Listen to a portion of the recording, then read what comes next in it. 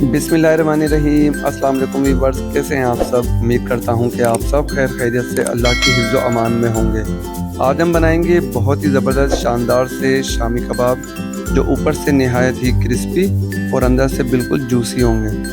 अगर आप पहली बार भी बनाएंगे तो बेहतरीन से शामी कबाब बनकर तैयार होंगे। नो फेल रेसिपी है, इसको बनाएं, घर पर ट्राई करें और ज़रूर फीडबैक दें। तो चलें फिर चलते हैं, रेसिपी बनाना शुरू करते हैं।